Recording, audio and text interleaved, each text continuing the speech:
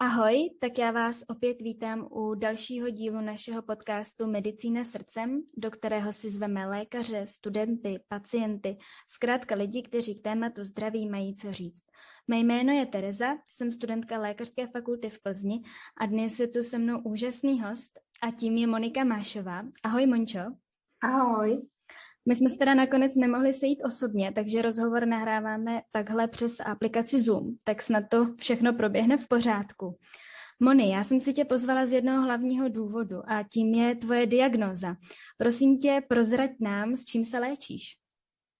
Tak já se léčím s narkolepsií, kterou mám diagnostikovanou asi 3 roky. A narkolepsie je vlastně neurologická porucha, která ovlivňuje spánkový cyklus a projevuje se nadměrnou spavostí během dne. A jak vzniká?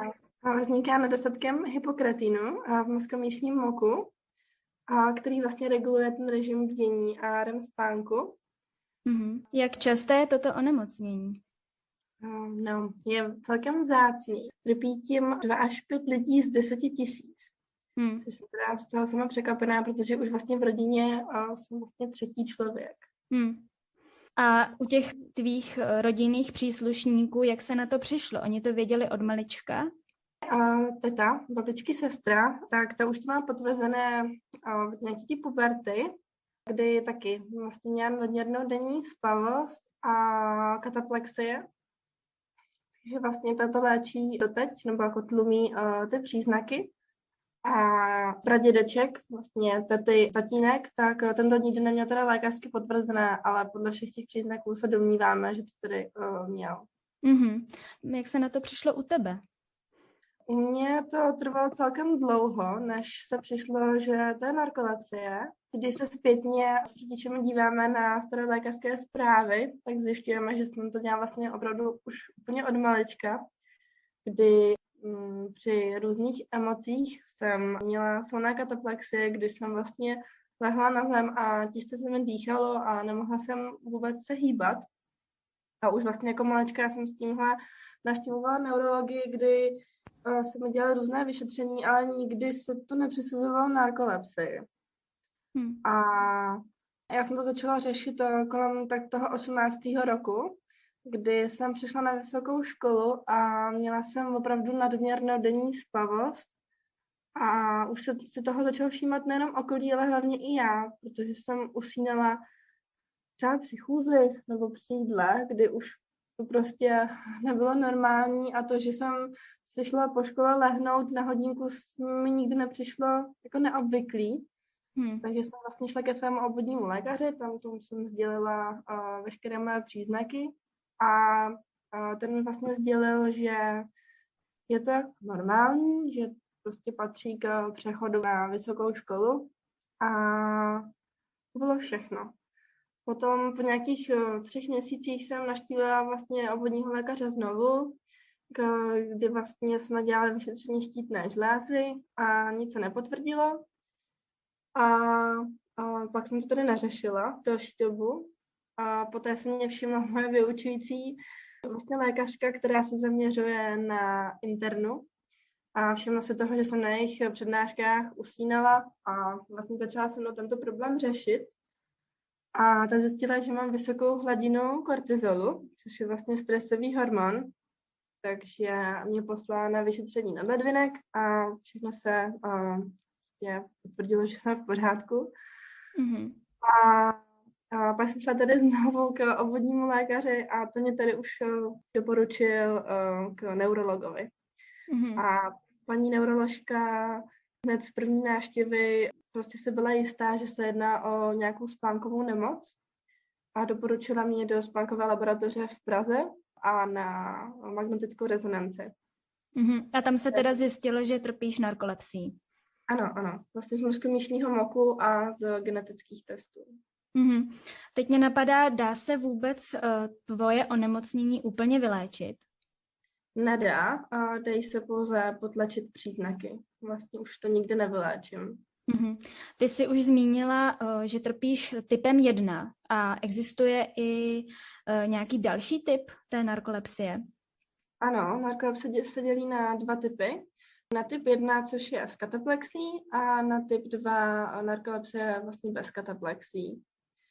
Kdy se to projevuje jenom tou nadměrnou spavostí a často se projevují halucinace nebo spánkové obrny. Takže ty máš ty kataplexie. Jak se to projevuje? Tak kataplexie je ztráta svalového tonu, kdy se to hodně spojuje s emocemi. A u mě to ze začátku bylo při smíchu, že jsme vlastně začali podlamovat kolena, nebo se mi třásly ruce.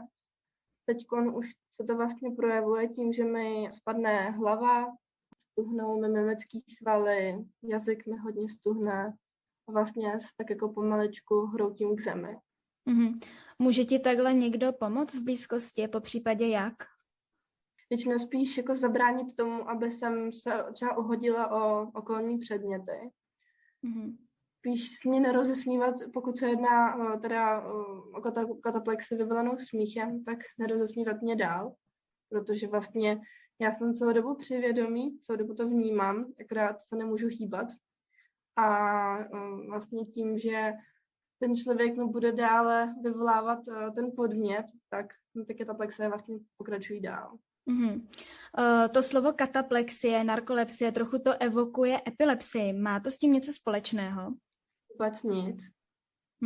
Takže je to jenom takový zavádějící termín. Ano, a hodně lidí se to spojuje právě k sobě.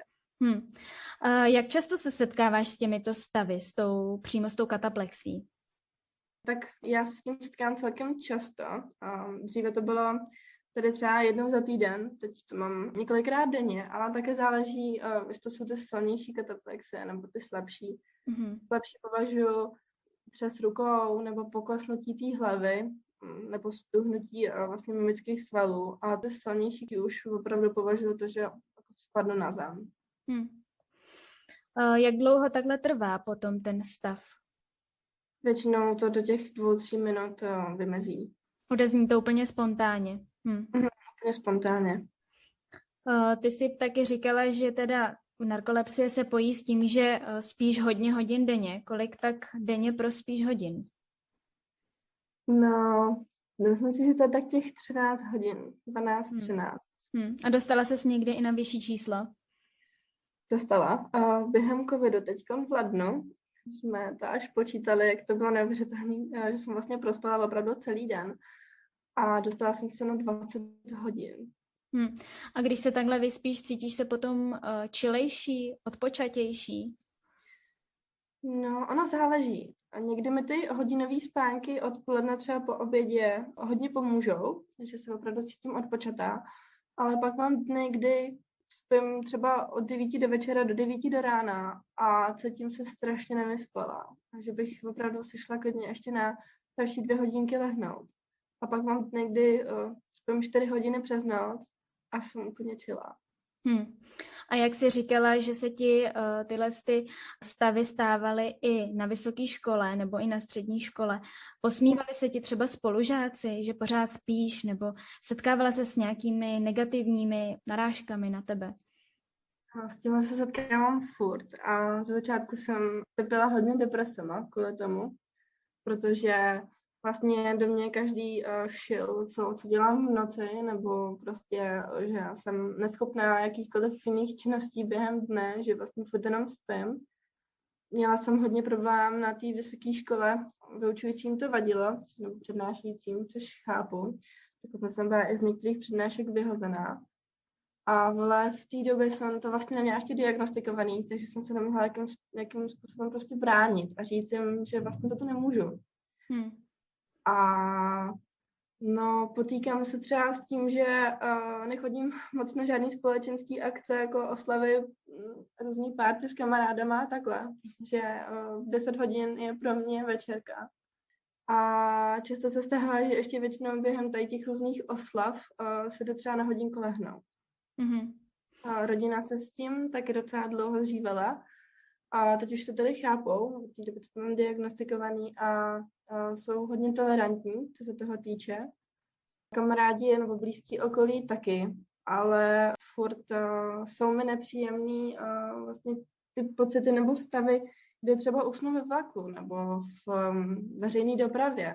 A teď máte taky ty hrozně těžký víčka, červený oči a snažíte se prostě udržet si tu pozornost, abyste nepřijela zastávku. A všichni ty lidi v tom autobuse nebo ve vlaku na vás koukají, kdybyste byli nějaký drogově závislí. Je to hodně nepříjemný, no. Tam to cizí okolí, který o tom vlastně vůbec nic neví. Stala se tobě nějaká nepříjemná událost, na kterou fakt nerada vzpomínáš? Asi ne. Asi ne. Vždycky po ruce byl někdo, kdo tě zachránil před nějakým úrazem. Vždycky. Jak se narkolepsie léčí? Tak jsou na to vlastně 2 druhy léku. Jeden je, který užívám Ritalin, který vlastně zvyšuje pozornost. Používají to třeba děti, které se léčí z ADHD. U mě to funguje na stejném principu. Udržuje mi to pozornost, abych neusnula. Je to vlastně na bázi těch amfetaminů, což teda taky není úplně super. Já jsem začínala vlastně dávkováním 1,1,1 a dostala jsem se na 2,2,2.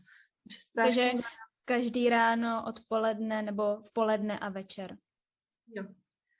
Což vlastně nebylo úplně super, že vlastně po roce užívání takhle 6 prášků za den vlastně mi ty léky přestaly už fungovat. Takže po domluvě s lékařem jsem prášky vysadila na rok. A což jsem teda teď hodila hodně ta distanční výuka, že vlastně ten rok, co jsem během distanční výuky byla doma, jsem ty léky neužívala a dost mi to pomohlo. Jsem se vlastně jako očistila od těch léků. A teď jsem je začala užívat znovu kvůli státním závěrečným zkouškám a zatím fungují. Pak je vlastně druhý typ a to jsou klasický antidepresiva, který nějakým záhadným vedlejším účinkem léčí kataplexie. Nikdy mi to nebylo úplně vysvětlené, jak je to možný. Ale vystřídala jsem už asi 4 druhy těch antidepresiv, kdy vlastně jsme měnili spíše z toho důvodu, že mi třeba nesedly, že jsem se pod nich buď toho strašně moc převodnila a přibrala jsem strašně moc kilo za 1 měsíc, nebo jsem po nich měla silné migrény. Takže jsme spíš z toho důvodu měnili. A teď mám nově Argofan a ten zatím pomáhá dobře. Co nějaká režimová opatření? Určitě. Hodně se doporučuje právě takový ten stereotyp, kdy vlastně chodíte spát ve stejnou dobu, vstáváte ve stejnou dobu, vlastně pravidelný denní a noční režim. Což já jsem měla vlastně nastavený, když ještě normálně fungovala škola a opravdu mi to hodně pomohlo. Každý den, i když jsem měla školu od 10, jsem vstávala v těch 5-6 ráno, chodila jsem furt spát na tu 9 večer a vždycky jsem měla nastavený, že kolem té 5., 6. jsem si šla na tu hodinku lehnout, pak jsem se vlastně navečeřila, něco jsem se naučila do školy a šla jsem se doma spát. To mi opravdu hodně pomáhalo. Pak je samozřejmě doporučovaný nejíst nějaký těžký jídla na noc, nebo prostě vypnout jako elektroniku, což teda u mě vůbec nefunguje. Já naopak musím mít puštěnou televizi, abych vůbec usnula. Pak se samozřejmě doporučuje jako úplně vyhnout se alkoholu, nikotinu a kofeinu. Když teda kofein mě vůbec nezabírá, takže to mě nějak netrápí. Nikotin taky ne. Alkohol já jsem nikdy nějak moc nepila, takže mě to taky vůbec netrápí. A já vím, že ty jsi si pořídila i pejska. Bylo to z toho důvodu, že jsi právě chtěla někoho mít doma u sebe, kdo by tě třeba takhle zpestřil ten den? Jo, bylo to tak plánovaný. Musím říct, že se to potvrdilo. Je to super, protože mám už tu potřebu, tu povinnost jít s ním brzo ráno ven, jít s ním taky odpoledne na procházku a nejít se lehnout na gauč. Když jsem třeba i zkoušela, nebo prostě jsem předstírala kataplexie, tak ona to reaguje úplně suprově, že ke mně vlastně okamžitě běží, snaží se mi vlastně olizat obličej, aby se mě snažil probudit. Vlastně je to takový lepší pocit, že i nejste doma sami, že kdyby se cokoliv prostě stalo, měla bych ty kataplexie, tak vím, že prostě on tam je. Tak to je skvělý, to je super. Ty by si určitě doporučila narkoleptikům pořídit si nějakého domácího mazlíčka? Jo, myslím si, že určitě je to super. Ten pejsek si myslím, že je právě vhodný společník pro to. Právě, aby vás to dohnalo nějakým způsobem k té fyzické aktivitě a vyhnout se spánku. Když už jsme teda u té fyzické aktivity, můžeš sportovat úplně normálně, běžně? Můžu bez jakýhokoliv omezení. A neusneš třeba při jízdě na kole? Nemůže se to stát? Ne, určitě ne. Co studená sprcha? Ta tě nabudí? Vůbec. Zkoušela jsem tyhle rady, neosvědčilo se vůbec nic, ani studená sprcha, ani kofein, ani sladký, nic toho vůbec nepomáhá. Nejlepší je prostě zavřít na chviličku ty oči a dopřát tomu tělu ten odpočinek. Jak dlouho třeba takhle potřebuješ ten odpočinek, aby si potom se zase nastartovala? Někdy mi stačí půl hodinky, někdy hodina, někdy dokonce 2, ale spíše to ta hodina v průměru. Já ještě teda řeknu našim posluchačům, že ty studuješ vysokou školu, teďka akorát budeš státnicovat. Jaký obor studuješ? Studuju ortotiku, protetiku v Plzni na Západočeské univerzitě. A proč jsi vybrala tento obor? Přišlo mi to jako velice zajímavý a vlastně já jsem ze střední zubní technik a ten princip vlastně těch náhrad se mi hrozně moc líbil, akorát jsem to chtěla vlastně rozšířit na celé tělo, takže jsem se přihlásila do Plzně, kde to je jako jediná škola s prezenční výukou, že jinak je to v Praze jenom dálkově. A prozrať nám, jak probíhají na takovéhle škole přijímačky. Přijímačky jsou přehled v biologii. Je to asi 100 otázek obecního přehledu. Jsou proto nějaké modelové otázky, ze kterých se dá učit? Fakulta připravila kurz vlastně před přijímačkama, kam se můžete přihlásit a oni s vámi všechny ty otázky projíždějí, připravují vás na ně, všechny okruhy projíždějí. A je tady možnost se tam přihlásit nějaký 2 měsíce před přijímacími zkouškami, takže to máte ještě čerstvě zažitý v hlavě. Bylo pro tebe studium na vysoké škole náročné, co se týče tvého onemocnění? No, celkem, jak to pojmout?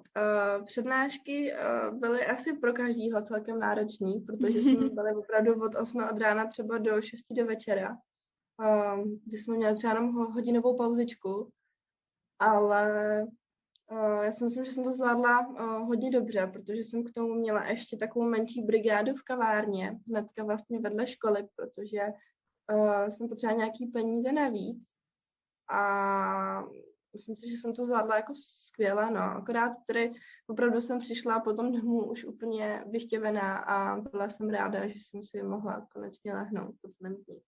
No a to kvantum učiva si stíhala úplně normálně jako tvoji spolužáci? Jo, to bylo všechno bez problémů. Tak to jsi šikovná. Takže s narkolepsií se dá v podstatě normálně žít. Normálně fungovat, normálně žít, jenom vlastně stačí nastavit ten režim denní. Mně napadá, jak to budeš mít v budoucnu s prací. Bude tě to nějak omezovat v práci? Vlastně, co se týče jako ortotika, protetika, by mě to nemělo jakýmkoliv způsobem omezovat, protože jako jediný práce, které by pro narkoleptika byly nebezpečný, tak je určitě řízení nějakého motorového vozidla, což já stejně nemůžu, protože mi byl odebrán řidičský průkaz. A pak vlastně jako další nebezpečná práce by byly třeba práce ve výškách, kde můžete jako upadnout.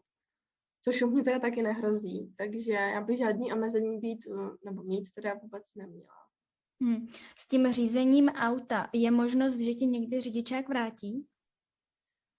Mám tam takovou podmínku, že vlastně mi byl odebrán v uvozovkách na 3 roky a pokud se vlastně do těch 3 let potvrdí, že jsem měla 1 celý rok bez kataplexí a bez příznaků narkolepsie, můžou mi ho vrátit vlastně bez dalšího přezkoušení. Což ale je tady u mě asi nemožný, protože já mám každý den kataplexie a i přesto, že se s nimi léčím a zvýšenou únavu nebo spavost mám taky, i přesto, že na to vlastně beru ty léky. Takže já jsem se smířila s tím, že už řidičský průkaz se mi nevrátí. Takže přítel je taxikář a rodina je rodina taxikářů. Přesně tak. Naštěstí jsou na tohle hrozně moc tolerantní a kdykoliv jim zavolám komukoliv, tak mě vždycky kamkoliv odvezou. Tak to je skvělý. Moni, já taky vím, že ty jsi zasnoubená. Máš bezvadného přítele, tak jak to všechno s tebou zvládá? Musím ho za to pochválit. Zvládá to úplně skvěle. Vlastně my jsme se seznámili v nějakých 15-16 letech, kdy, jak tvrdí on, nebo by vám on řekl, tak už v té době jsem byla taková více unavená, než jakýkoliv jiný náctiletý. Takže on říkal, že vlastně už od začátku tušil, že jako je něco špatně se mnou. Zvyknul se na to a nechávám mě kdykoliv si lehnout. Vlastně všechny jízdy v autě s ním prospím. Naopak mi ještě koupil polštářek za krk, aby jsem se nelámala hlavu. A úplně skvěle mi s tím pomáhá, i co se týče kataplexí. Zachránil tě někdy už takhle při nějaký kataplexii? Ano, určitě. Minule se mi stala taková nehoda v koupelně, kdy jsem si lekla pavouka a vlastně bouchla jsem se dost umyvadlo. A nebýt tam on, tak si myslím, že by to dopadlo mnohem hůř. A vlastně s kataplexem mi pomáhá úplně skvěle v tom, že se mě vždycky snaží odreagovat. Přijde ke mně nebo zabrání vůbec tomu, abych spadla. A pokud teda spadnu, nebo spíš už jakoby sama jsem radši, když ležím na té zemi, že mám taky větší pocit bezpečí, že jako už víc spadnout nemůžu, tak většinou spíš ke mně jde a vlastně mluví na mě, hladí mě, že to bude všechno v pořádku, vlastně snaží se mě odreagovat, aby jsem už na to nemyslela, na tu věc, která mi tu kataplexii vyvolala. Tak jo, Moni, moc krát ti děkuji za krásný a upřímný rozhovor. Přeji ti, ať se ti daří, ať zvládneš státnice, ať máš pevné nervy. A budu se těšit příště u dalšího dílu Medicína srdcem. Já taky moc děkuji za hezký rozhovor. Tak ahoj.